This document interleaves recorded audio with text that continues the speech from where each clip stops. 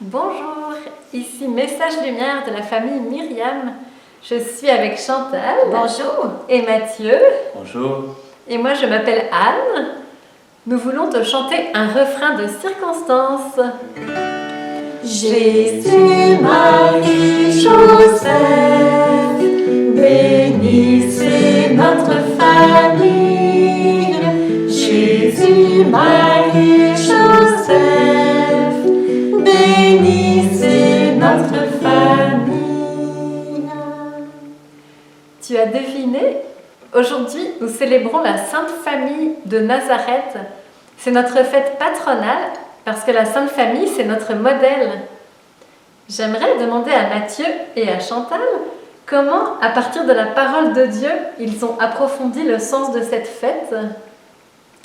Alors, je vais vous parler un peu de Joseph, mais comment parler de Joseph sans inclure Marie et Jésus? C'est la Sainte Famille. Alors, Joseph, sa force, c'est son oui en Dieu. Il était ancré en Dieu et en même temps, il pouvait s'appuyer sur le oui de Marie et le oui de Jésus au fur et à mesure qu'il grandissait.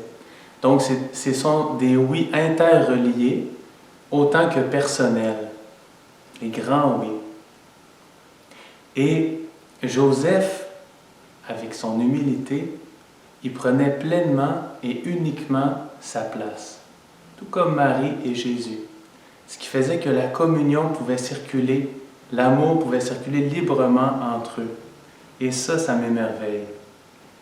Ensuite, il était à la fois père et époux. Joseph avait ces deux rôles, comme beaucoup d'hommes dans le monde, peut-être comme toi. Et puis, il arrivait à prendre son rôle de protecteur et en même temps à soutenir et à éduquer Jésus, tout en accompagnant Marie dans tout ce qu'elle pouvait vivre. Donc, vous savez, Joseph est humble, doux, mais il a eu ses épreuves lui aussi. Et c'est là où je veux en venir avec la parole de Dieu qui nous révèle comment il l'a vécu. C'est ce qui est le plus intéressant. Alors, il y a toujours eu une recherche de la volonté de Dieu profonde dans son cœur, et Dieu lui répond à travers les événements, les personnes, comme il le fait avec nous. Il y a toujours une recherche puis une réponse de Dieu. Alors, si on fait un parcours dans la Bible, il y a un premier événement très surprenant, difficile qu'il a vécu. C'est quand il s'aperçoit que Marie est enceinte.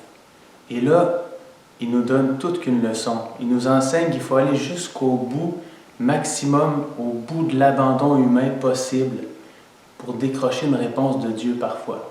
Il ne comprend pas, mais il est juste et bon. Alors il décide de répudier Marie en secret. Puis finalement, après avoir fait tous ses efforts, il a dû crier. Il a dû crier vers Dieu, c'est sûr. Mais là, le Seigneur lui répond à travers un songe. Puis il dit, prends-la chez toi. Prends-la chez toi. L'enfant qu'elle porte vient de l'Esprit Saint. Puis c'est lui qui va être le sauveur du monde.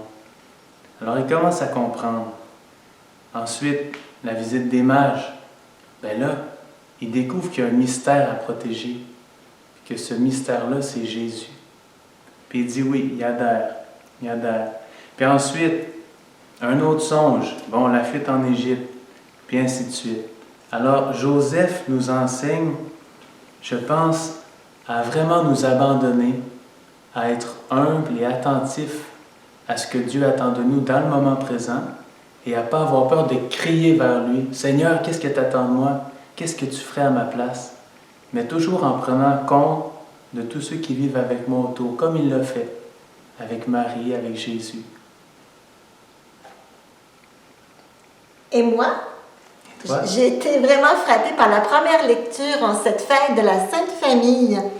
J'imagine que tu te souviens du 4e commandement.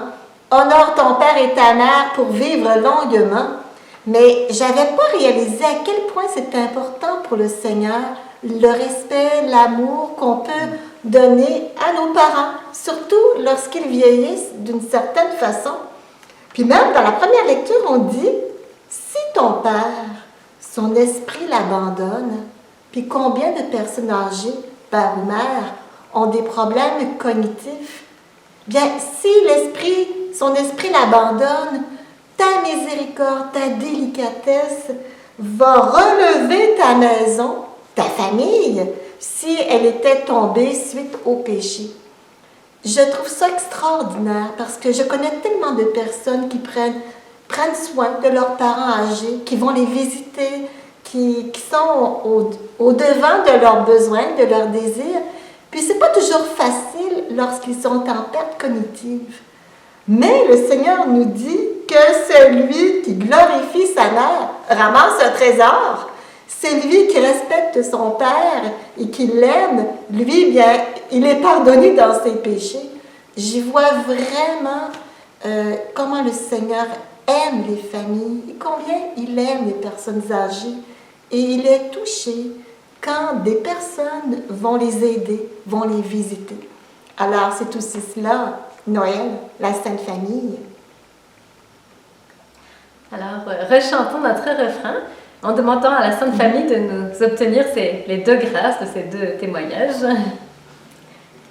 Jésus, Marie, Joseph, bénissez notre famille.